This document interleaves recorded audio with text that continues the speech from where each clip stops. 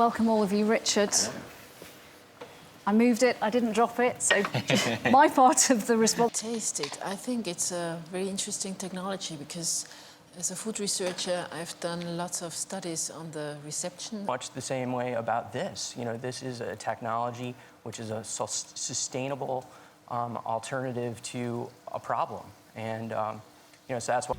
Muscle tissue is a key component of the meat we eat, and it's first harvested in a small and harmless procedure.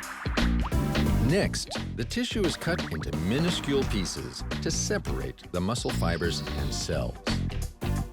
And this is how it looks close up.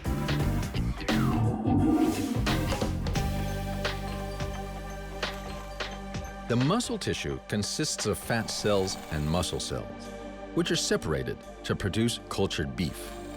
By dissecting the muscle cells, individual cells can be removed and cultured. The cells start dividing. Eventually, from one muscle cell, more than 1 trillion cells can be grown. These cells naturally merge to form so-called myotubes, which are no longer than 0.3 millimeters. The myotubes are then placed in a ring around a central hub of gel. Muscles' innate tendency to contract causes them to put on bulk, growing into a small piece of muscle tissue.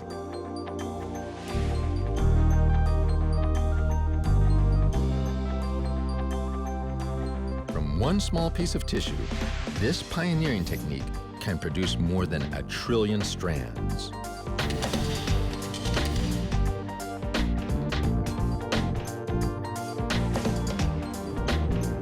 When all these little pieces of muscle are layered together, we get exactly the same thing we started with: beef.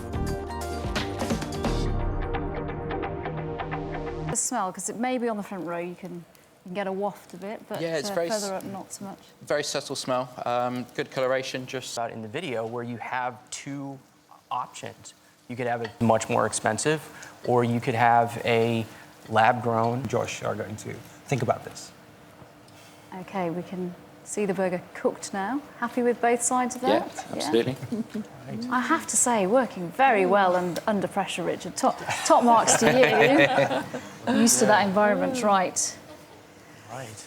I'll be the hostess with the mostess. Hanny, I think we'll go for ladies first. If you take the plate and you dig into that. From the point of view of this being a prototype, this being, as you say, proof of concept, this being a burger, this being beef, is there a future where you could see other meats, chicken, fish? We know there's a huge problem with fish supplies around the world. Could that be developed in the future if there was an appetite for it? Absolutely. This is a technology that can be transferred to other animals as long as they have these stem cells in their skeletal muscle, which most animals do. It can be transferred to other animals like fish, chicken, other... Recently tried them. I think fat is